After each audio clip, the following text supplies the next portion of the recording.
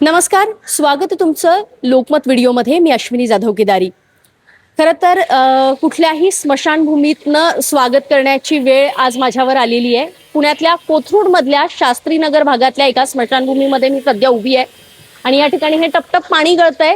व्हिडिओची quality माझी उत्तम असेल तर कदाचित तुम्हाला थोडं दिसू शकेल. ही स्मशानभूमी आहे. या ठिकाणी या स्मशानभूमीला वरती जर छत याचं बघितलं तर कसे छिद्र पडलेली आहे आणि याची दुरवस्था कशी झालेली आहे हे तुम्हाला दिसून येईल. पुण्यातल्या कोथरूडमधल्या शास्त्रीनगर भागातली ही स्मशानभूमी आहे. आज सकाळी या ठिकाणी एक स्मशानभूमीमध्ये एक जण गेले आणि त्या ठिकाणी अनेक लोक त्यांना शेवटचा निरोप देण्यासाठी आले होते आणि त्यापैकीच मनसेच्या एका कार्यकर्त्याला हा संपूर्ण प्रकार दिसला आणि साहजिकच त्यांनी लगेच व्हिडिओ केला आणि त्या व्हिडिओच्या द्वारे नेमकं या ठिकाणी काय परिस्थिती आहे हे आम्हाला दिसलेलं आहे. ज्यांनी हा व्हिडिओ केला ते प्रशांत कनोजिया आपल्यासोबत आहे. त्यांच्याशी आपण बोलण्याचा प्रयत्न करूया. सर, नेमकी काय परिस्थिती आहे? सकाळी तुम्हाला काय दिसलं? कारण जो व्हिडिओ आम्ही बघतो आहोत सोशल मीडियावर, त्या व्हिडिओमध्ये खूप गर्दी आहे आणि सगळ्या लोकांच्या हातात छत्री आहे. भर पावसामध्ये म्हणजे एकीकडे निरोप देत आहे तर दुसरीकडे ती छत्री पकडण्याची सगळी धावपळ सुरू आहे. खरं तर दुर्दैव आहे की एखाद्या व्हिडिओ नंतर महानगरपालिका लगेच काम चालू करते. सकाळची जर परिस्थिती बघाल, सकाळी आमचे मित्र समीर साठे त्यांच्या वडिलांच्या अंत्यविधीला मी आलो असताना अनेक महिला होत्या, अनेक नातेवाईक त्यांचे होते. पण पाऊस इतका जोरात होता आणि ते ह्या शेडमध्ये पण त्यांना बसायला थारा नव्हता आणि पाण्यापासून त्यांचं सगळे अनेक जण भिजले. अनेक जणांच्या छत्र्या जेव्हा उघड्या होत्या तर मी सकाळी तो व्हिडिओ हे केलता.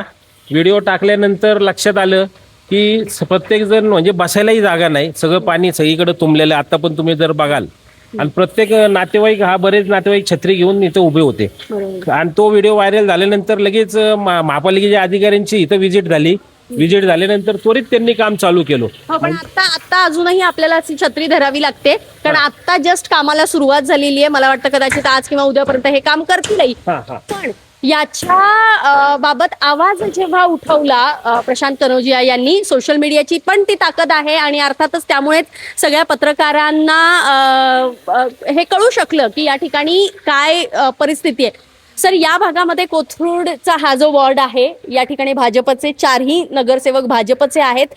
याशिवाय आपले कॅबिनेट मंत्री, एक खासदार, दुसरे राज्यसभेच्या खासदार, हे सगळे कोथरूडमध्ये आहे. म्हणजे कोथरूड एरवी फार भूषण आहे आणि लोक मिरवतात सगळे.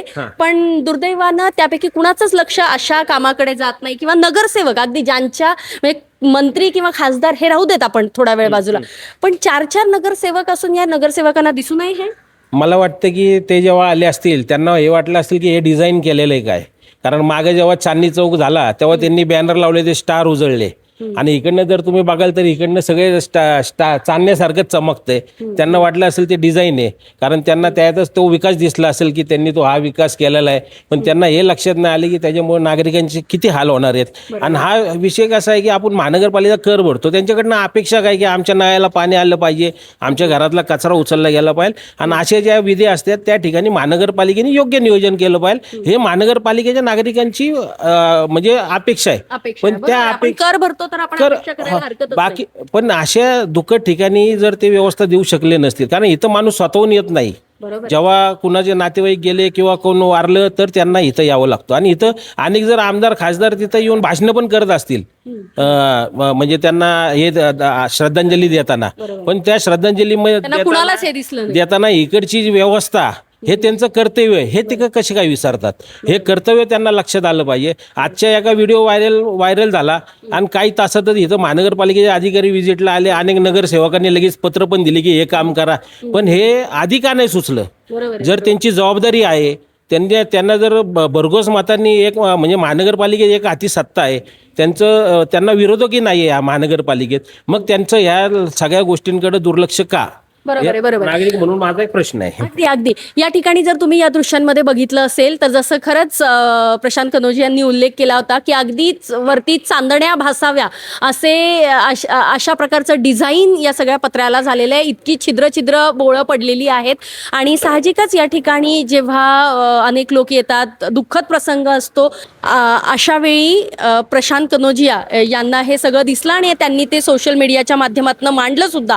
आणि पुणे महापालिकेची तत्पर लगेच कारवाई सुरू झालेली आहे. या ठिकाणी जर आपण बघितलं तर पुणे महानगरपालिकेकडनं लगेच आता लोक आलेली आहे, कारण अर्थात स्थानिक नगरसेवकांपर्यंत हा मुद्दा पोहोचला. मावशी, इथे काय नेमकी अवस्था आहे? तुम्ही जेव्हा येत असाल, जवळचे कोणी गेल्यानंतर या ठिकाणी आपल्याला यावं लागतं, पण असं छत्री घेऊन उभं राहावं लागतंय. हो, कारण सगळं बसायला जागाच नाहीये ना. वरून सगळे पत्र्याला म्हणजे जाळ्या म्हणजे ठिगळं म्हणजे असं वाटतं की वरती काहीतरी टाकलेले डिझाईन काढलेली पण हे काही एका वेळी पडलेलं नसतं, हळूहळू झाले. असे किती महिन्यांपासून साधारण? ते नाही माहित. नाही, हो, ते माहित नाही, कारण मी आजच आले, आज माहित झाली म्हणून आज आले. बरं, आमच्या नातलं. बरं बरं बरं. पण काय आज काय सकाळी परिस्थिती होती? बसायला लोकांना जागाच नव्हती, सगळे लोक उभीच होते छत्र्या घेऊन. हो, पाऊस वरतून पडत पाऊस होता आणि हो. पण काय वाटतं एकंदरीत अशा पद्धतीने आपण जेव्हा पाहिजे ना, असं नाही, लोकांची सोय पाहिजे ना, की माणसाचा शेवट तरी चांगल्या रीतीनं व्हावा आणि त्या दुःखद प्रसंगी जे लोक या ठिकाणी जमलेले असतात त्यांनी सुद्धा त्या माणसाला चांगल्या प्रकारे निरोप द्यावा अशी साधारण भावना असते. पण दुर्दैवानं आज या ठिकाणी आलेल्या सगळ्या त्या नातेवाईकांना, आप्तेष्टांना, इतर नागरिकांना असं पावसामध्ये छत्री घेऊन उभं राहावं लागलेलं आहे.